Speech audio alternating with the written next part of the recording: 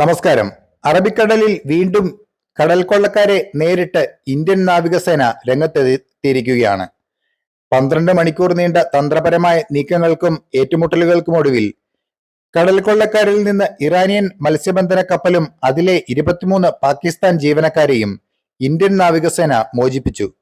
9 സായുധരായ കടൽ കൊള്ളക്കാരടങ്ങുന്ന സംഘം ഇറാനിയൻ കപ്പലിൽ കയറിയതായുള്ള റിപ്പോർട്ടുകളെ തുടർന്ന് വെള്ളിയാഴ്ച വൈകിട്ടോടെയാണ് ഇന്ത്യൻ നാവികസേന ഓപ്പറേഷനിൽ ഏർപ്പെട്ടത്. സമുദ്ര സുരക്ഷയ്ക്കായി അറബിക്കടലിൽ വിന്യസിച്ച INS സുമേധ, INS തൃശൂൽ എന്നീ പടക്കപ്പലുകളാണ് ദൗത്യത്തിൽ ഏർപ്പെട്ടിരുന്നത്. അൽഖബർ എന്ന ഇറാനിയൻ കപ്പലായിരുന്നു കടൽ കൊള്ളക്കാർ ഹൈജാക്ക് ചെയ്തിരുന്നത്. തന്ത്രപരമായ ദൗത്യത്തിനൊടുവിൽ കടൽ കൊള്ളക്കാർ കീഴടങ്ങാൻ തയ്യാറായതായി നാവികസേന അറിയിച്ചു. 23 പാകിസ്ഥാൻ ജീവനക്കാരെയും സുരക്ഷിതമായി മോചിപ്പിക്കാനായെന്നും നാവികസേന വ്യക്തമാക്കി. അപ്പോൾ മറ്റൊരു വാർത്തയുമായി വീണ്ടും കാണാം. നന്ദി.